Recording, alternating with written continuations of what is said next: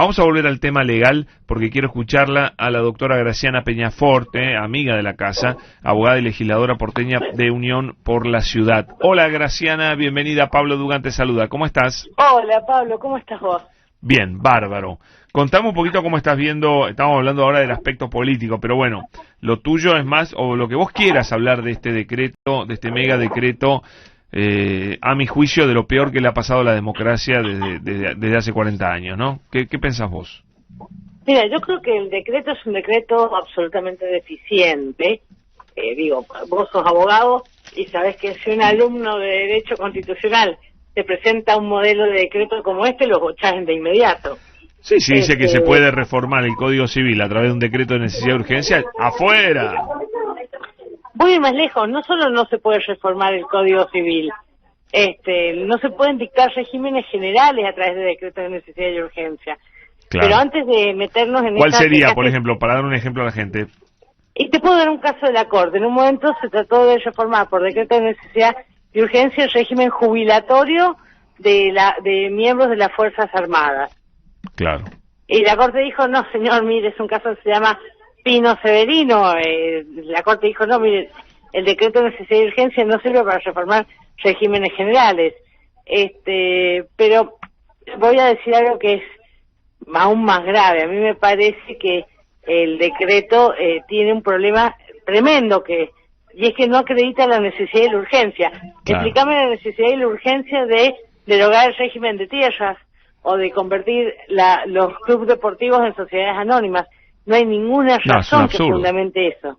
Cuando la justicia trate este decreto, ¿lo trata en su totalidad o va tema por tema? Graciana, eso yo no lo sé. Y depende de lo que pida cada una de las partes. Si la parte impugna la totalidad del decreto, deberá abarcar la totalidad del decreto. Si la parte, quien impugna una partecita, no sé, los sindicatos impugnan la modificación del régimen laboral, tratará el régimen laboral. ¿Y vos qué harías? ¿Vos qué impugnarías? Yo te voy a decir la verdad, estoy todavía tratando de dilucidar la totalidad de cambios para ver cuáles son los bienes jurídicos lesionados. A priori, con lo que leí, yo impugnaría el decreto por un aspecto tremendo que es la forma. ¿Entendés? Más allá del fondo, impugnaría la forma porque creo que es ostensiblemente inconstitucional. Claro. Y además creo que se entromete en cosas, hay un derecho constitucional, por la persona personal, el trámite constitucional de sanción de las leyes. Por algo eso, los decretos de necesidad y urgencia se dice que son excepcionalísimos. Y este derecho constitucional al trámite ha sido reconocido desde el fallo que vos has leído, que se llama Polino, sobre defensa del consumidor, hasta el fallo Colegio de Tucumán contra la Convención Constituyente, donde se establece que hay derecho del ciudadano a custodiar el trámite constitucional de formación de las leyes por resguardo del principio republicano de gobierno. Claro. Entonces, a mí me parece que... Es que eso es lo más grave, para mí eso es lo más grave. Después podemos seguramente estar en desacuerdo con todo lo demás, pero la forma es muy importante. Voy a decir algo que es importante, Pablo, tener claro. Yo puedo entender la diferencia que tengo con Javier Milei sobre cómo piensa el mundo Javier Milei, que es una diferencia de tipo ideológico. Sí. Y la democracia reconoce las diferencias de tipo ideológico, claro, pero les da una manera de solución en el Parlamento de la Nación, sí, no por DNU. Por eso somos una democracia y por eso somos una república. Yo puedo entender la diferencia ideológica. Lo que le explico a Milei y a quien le ayuda a redactar estos mamarrachos que salga, es que no se hace así la discusión ideológica. Claro. No se hace así. Uno no llega al poder para ganar las discusiones ideológicas. ¿Cómo explicar? Es como el chico que es el dueño de la pelota, no es que te llevas la pelota. La democracia no funciona como el fulbito.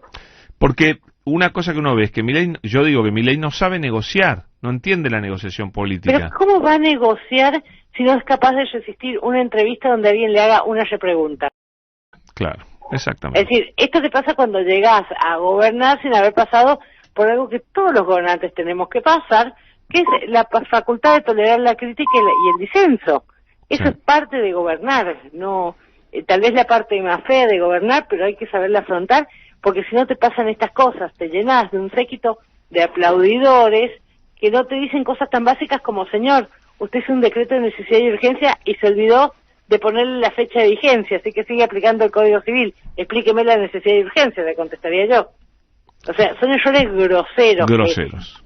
que a nadie se le... O sea, pero ya es un error grosero mandar un mamotreto semejante como decreto de necesidad y urgencia.